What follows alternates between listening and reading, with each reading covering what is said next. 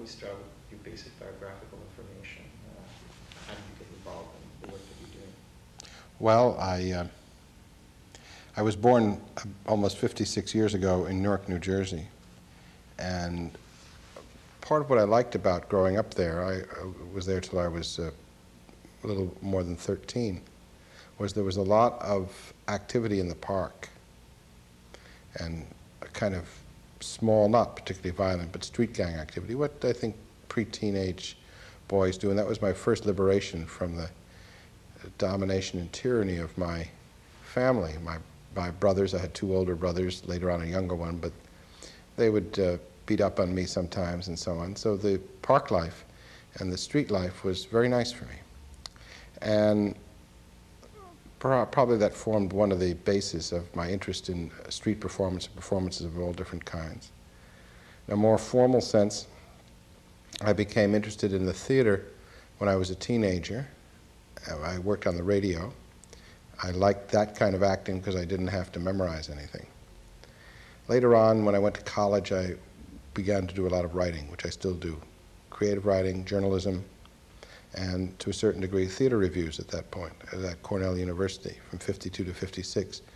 But I also became involved in what later became known as the Civil Rights Movement, then the Freedom Movement, then the Anti-Vietnam War Movement, all of which one segued into another. But so when I became a little more familiar with certain aspects of Afro-American culture, church culture, singing, the use of demonstrations, sit-ins, all these kind of things which were, let's say, theatricalizations of situations, theater as political force. That I was involved in that, and that interested me a great deal also. I wasn't a scholar yet. And at about the same time, I began directing plays, because I liked manipulating people, ideas, objects. And that is, manipulating means playing with, rearranging.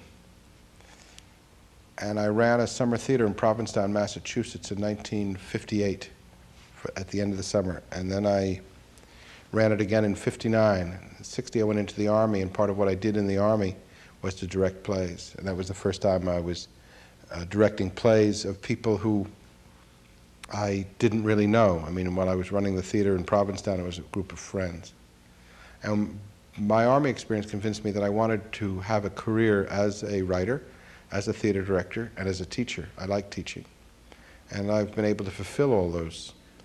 If you want a little more detail, at about that same time, as I was coming out of the Army, going into graduate school to finish my Ph.D., I went to New Orleans, which has a very lively street life, not only Mardi Gras, but during much of the other part of the year as well.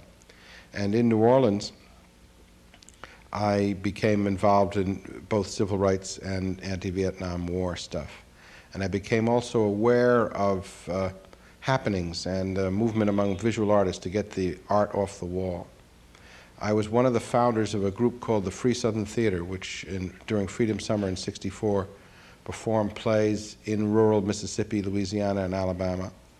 And that was both exciting and rough and dangerous. And we did a variety of plays ranging from Pearly Victorious, which is a kind of spoof on black-white relations from a black point of view, it's by a black writer, to Waiting for Godot, and The Rifles of Senora Carrar, which is one of Brecht's Lehrstücke, Plays for Learning, a revolutionary play about armed revolutionary struggle.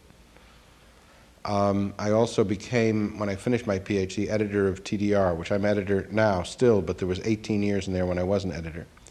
But during the time I edited it in the 60s, it became a spokes vehicle for experimental performance and performance theory. At about the same time, I started a group with two others called the New Orleans Group, which tried to use environmental theater techniques, which is a phrase I coined in '67 or '68 to describe a certain kind of theater where it doesn't take place in the proscenium, it uses found spaces or completely reconstructed or transformed spaces, involves audience participation and so on.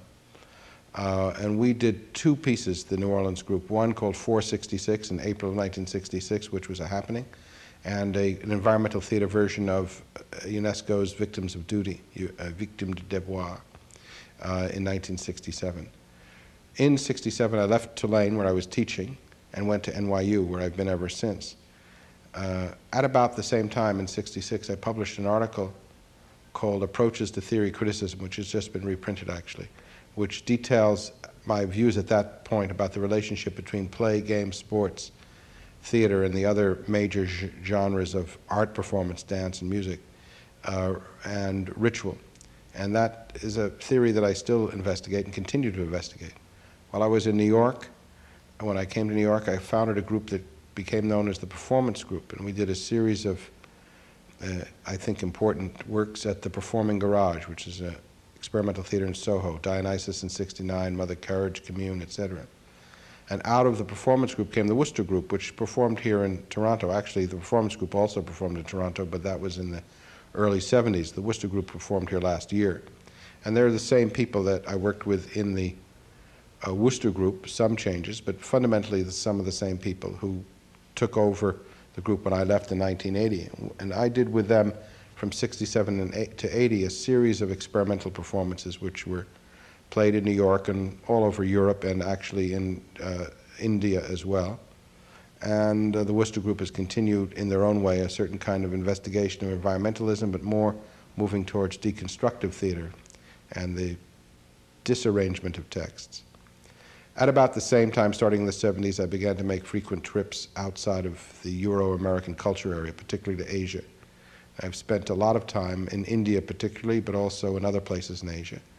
And I directed Cherry Ka Baghicha, which is Cherry Orchard, in Hindi with a National School of Drama repertory in India, which is not a school theater, but their professional national theater.